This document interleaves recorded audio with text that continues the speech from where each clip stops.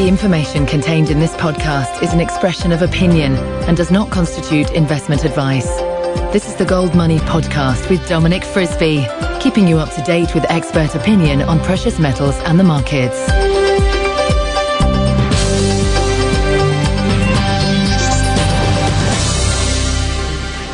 Hello and welcome to the Gold Money Podcast, hosted in association with Frisby's Bulls and Bears, with me, Dominic Frisby. So I'm sitting in a very glamorous hotel in South Kensington and in London, and sitting opposite me is the great market strategist and historian and newsletter writer, Bob Hoye. Bob, it's a pleasure to have you back on the show on your annual visit to London. How are you doing? Very well, Dominic, and really good to see you again. It's been a year. It's been a year, but it's been a good year. What do you see any differences in what little you've seen of London? Is it the same as it always is, or? Oh, Samuel Johnson was right. If a man is tired of London, a man is tired of life, and London is invigorating. I love it. Have you been out and about on this visit? I know you were out shopping yesterday. Yeah, were you surprised how crowded it was? Or? Yeah. No, there's people. People look like they're transacting. Some of the shops were able to get some money out of my pocket quite pleasantly. Were any of the shoppers English? Not even the attendants were English. and we managed to go and see Warhorse last night. Okay. Thoroughly enjoyed it. So it's been a good trip. And we go back on Sunday. And then we're at the Halcon Financial Conference. There'll be a dinner tonight. And you're speaking at the dinner tonight. Yes. And we at the conference this morning, we heard Mark Farber and Bill Bonner both speak. Mm-hmm. Big theme of government money printing was one of the big themes of the day, and the damage it does and how it doesn't help anyone. One of the kind of overriding themes, one you may or may not agree with, but some kind of end game is approaching, and maybe we kind of got a bit overwhelmed with bearish sentiment by the end of it, but that did seem that the room was agreed that some kind of end game was coming. Yeah, the highly energized side of our investment business has the same cause and effect grasp of financial markets and central bankers as the central bankers have. The central bankers really believe that if they inject currency in, it'll cause asset prices to go up. So in other words, let's just take one step right of it. They really believe that they can depreciate a currency at will. And of course, at the meeting, everybody agrees that, well, who's going to be best at depreciating the currency? So the view I've taken after reviewing hundreds of years of financial history is that there's no cause and effect. The central bank really requires a speculative market to get their portion of credit expansion out the window. And it's not that depreciating the dollar forces asset prices up. It's the other way around. That with soaring asset prices, then the speculative community comes in and leverages up. Then that makes the central bankers look good. So it appears as if they can get the credit out the window. So I think that if the thesis that central banks can depreciate at will, and let's just stay with the U.S., still the senior currency and the Federal Reserve, then you would have one huge parabolic growth curve for asset prices since the Fed opened its doors in January 1914. You do have a growth curve like that for the amount of credit that's out, but you don't get it for asset prices. You get huge swings. Fed opened the door in 1914. You had a worldwide straight-up commodity boom that ended in 1920, crashed in 1921. It was a horrendous crash. The central bank community and economists in the United States noticed that. So then they spent the mid-1920s with a very easy monetary policy, hoping that commodity prices would not go down. And then here's the other problem with the establishment still to this day. They think that inflation is consumer price inflation, and which then is based upon producer price inflation or commodity inflation, but they still don't grasp you get inflation in financial asset prices. So this is where 5 or 6 years ago, Chairman Greenspan then said they couldn't understand why bond prices were going up, long rates were going down in the midst of firm commodity prices or hot stock prices, and didn't understand. He called it the conundrum. Didn't understand that the long bond had become another asset price that indeed was being inflated. So, and it's the major damage at the end of any great financial mania or bubble is not so much commodity prices going down, because eventually there is a consumer bid for commodities, whereas invented credit and invented derivatives and even stock prices, there's no consumption bid as it goes down.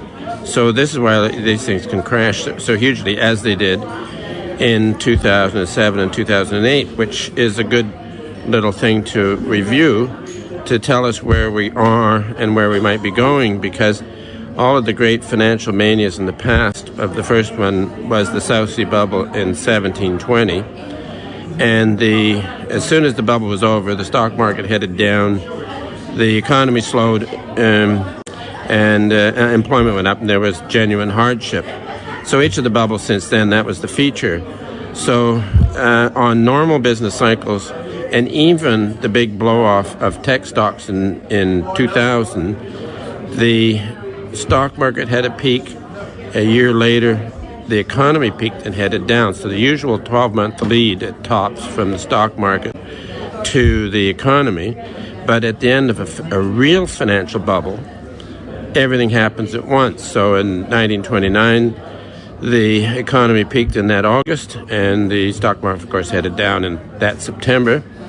1873 bubble, you have the same business cycle people, NBER, and the stock market began its dreadful crash in that September of 1873, and the recession started that October. So we move ahead to 2007, and the stock market high was in the middle of October, and the recession was determined to start in December. Okay, that is the characteristics of the start of a post-bubble contraction. The next characteristic of a post-bubble contraction is that the first recession is a horror show, and this is what they said. This is the worst recession since the 1930s, the last depression. Then the recoveries, they come in, your usual 3 to 4 year business cycle continues, and the recoveries are weak. So then what is the establishment saying? That this is the weakest recession since the 1930s. So this is what makes me convinced we are in a post-bubble contraction. All previous ones lasted for about 20 years with severe recessions and weak recoveries. And within it, speculative stock markets, speculative commodities, because you then get to a period of extreme oversold on whether it's commodities or junk bonds or the stock market, and then you'll get a rally. When we talked just before the interview, you were saying the people have had enough. Yes. And I might have inferred the wrong thing, but I kind of sort of thought that made you not bearish on the price of the US dollar, but bearish on almost on the existence of the US dollar. I might have misread that. No, I think what it is that this. I believe that the world is now on another recession, and so and this will affect the U.S. So the public will look at promises from the policymakers and say, "You guys did billions and billions and trillions of our money, and here we are in another recession. So your theories are not working." So this is where it's really common sense that when so much of the public is suffering in its pocketbook, it's not going to allow its municipal or city governments to continue to be extravagant. State or provincial or county governments, the same thing, and also the federal government. So let's go back to late 80s in Eastern Europe, which was suffering under extreme central planning, and they kept looking at the apparatchiks, the governing classes who were living well, and telling them how wonderful central planning was. And the folks were realizing that this is all promises, it's all talk. So they moved against, dramatically against one of the most terrible police states in history, which was symbolized by the fall of the Berlin Wall. So now, more recently in the U.S., you've had an extraordinary experiment in authoritarian government going on. They've been telling us how wonderful it is. So I think you're in the same thing. In the next recession, the public looks and says, all of your magic stuff that you expect from central planners and central bankers isn't working. We don't believe you anymore, and your game is over. In which case, the next step, Dominic, is that without the public complacency, and if you don't have enough speculators bidding up asset prices, the Fed can't depreciate the dollar. So the problem will be, as it has been following previous great bubbles, is that the senior currency becomes chronically strong relative to most commodities and relative to most currencies for most of the time. And this will be bewildering to the establishment that really believes that the economy is managed by central planners and that the central bank can depreciate, in this case, the dollar at will. It ain't going to happen. So I think that where they've been doing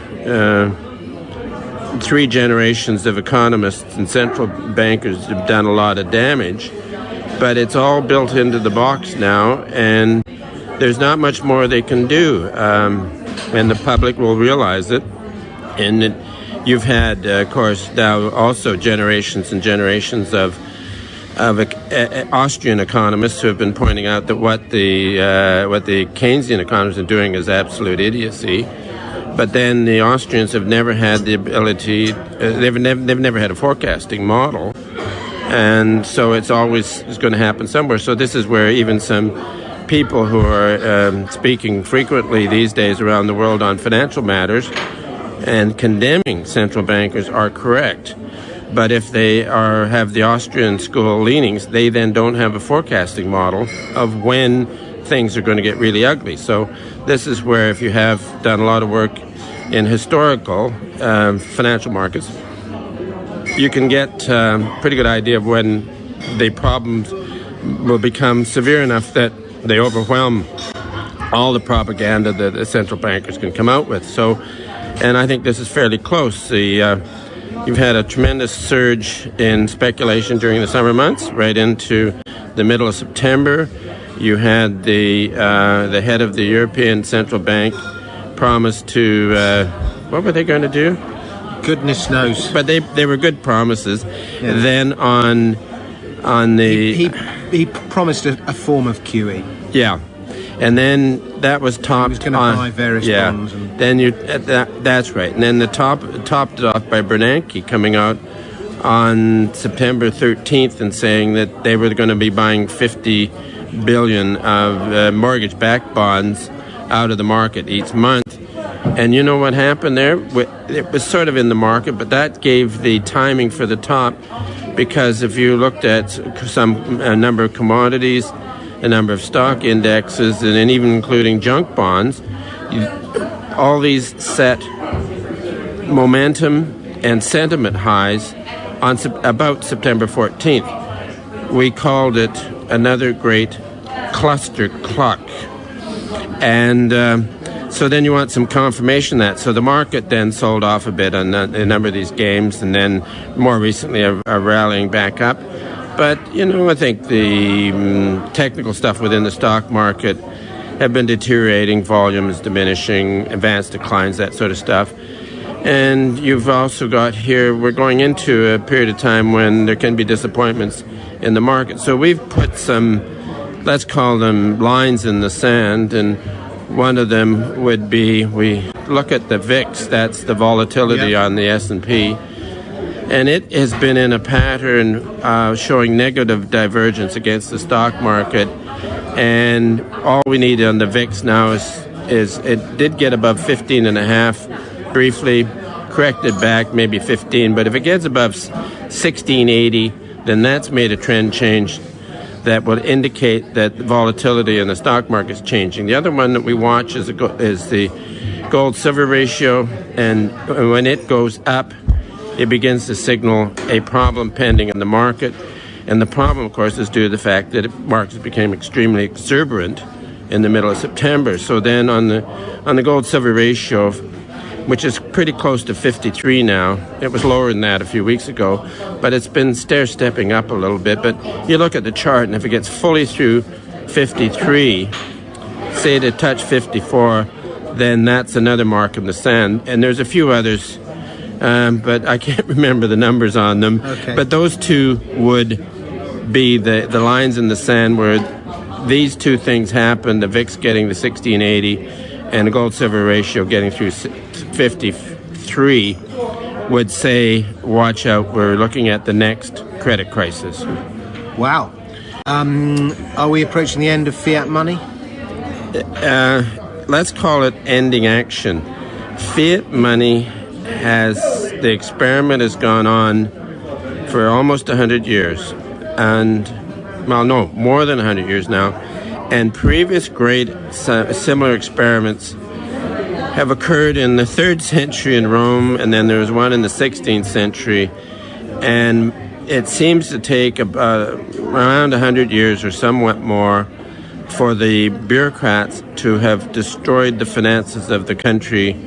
And it takes that long before you finally get a generation of taxpayers who figure it out, just straight common sense, and say, you guys are a bunch of idiots, you're out of here.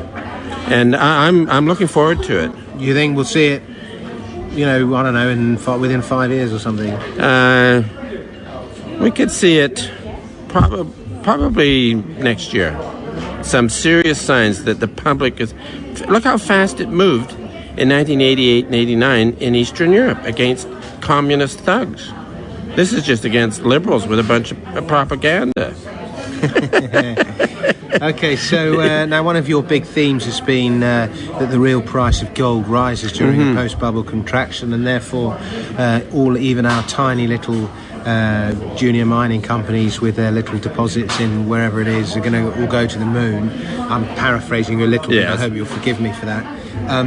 But at what point are we going to get another proper... I mean, at the moment, the rally we've just had since, I don't know, I suppose it started in May and June in gold stocks.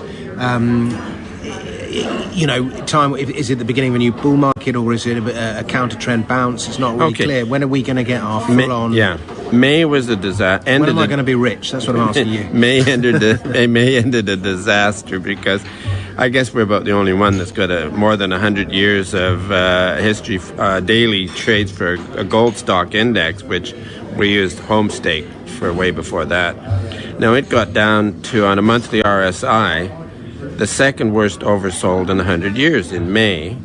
Their worst was 1922, and then there was 1948 and, 2008. But anyways, it became even worse than, 1999 or something like that? Exceptionally oversold. So you're going to get a rally. And we got the rally. Then it had to be tested, and it became tested around July, and then lately been pretty good. But the problem is now it's doing like the commitment of traders figures in gold are extremely bullish, which means watch out. And as you mentioned just a few minutes ago, the ones for silver are even more so. So, and then you also, if the financial markets are stretched to the limit, the probability is that something's going to go wrong, and likely it'll happen in the fall. So we're now into the fall, and I'm looking for things to happen. So, but they're going to prop it up for the election. They're not going to let a crash happen. Okay, that was Bernanke's move on September 13th, and that's all in the market. So, but they're not. Okay, I know you don't believe in interventionist economics, but when's the election? November the 3rd, is it? 4th or 5th. But anyways, it's always the first Tuesday of the month. They may not have the control on that, and silver will tell us. And you just told me that the numbers on silver are very threatening. Yeah, I did. So now the main question is, when do we enjoy soaring gold prices for the junior golds? This is going to be one. See, you had May was a disaster ending month. Then you had a bounce. Then the test. Now this fall, it'll be another test of those lows and traders' nerves and all that sort of stuff. So I think this sell-off is bound to come in gold and silver. So where people cannot sell junior stocks at this time, unless they happen to come up with a winner. I was lucky this summer. But at any rate, one should be short a little silver, some of the silver stocks or some puts, that sort of stuff, and make a bit of money on the way down. But I think whenever the next low comes in for the gold and silver sector will be a tremendous buying opportunity. But Dominic, you still have to realize that it goes from oversold to overbought, and you have to have those indicators to tell you, lighten up or protect yourself, or now's the time to go to work. And it takes determination to buy a thinly traded stock when it looks like a bloody disaster. So, you can buy one of these things and next week it's down 20% from where you thought was a good value. So you just have to keep working away. But that opportunity could happen in November. And there's somewhere the whole history begins to accumulate, and then you end up with the real price of gold going up. That improves the operating margins of the mining companies. It also improves the valuations of mineral deposits, and then the whole thing will become a party. Because the 1930s, I know in Canada, the junior mining market was a fabulous game. Lots of money made, and some of those junior companies back then became major companies. Very good. Well, bring on the 1930s. I think it's inevitable. Bob Hoye, thank you very much for your time. It's always a pleasure talking to you. If people want to find out more about your work, the website is? Yeah, the website is institutionaladvisors.com, or not. And I was surprised to see it when I just Googled my name one time, Bobhoye. Up it comes, all the stuff, all the articles, into the website, the whole thing. Bob Hoye, self-Googler. I think you're onto something there. Okay, institutionaladvisors.com. Thank you very much. Pleasure to be with you. Subscribe to the Gold Money newsletter at www.goldmoney.com to receive email updates on new articles, videos, and iTunes podcasts from our Gold Research section.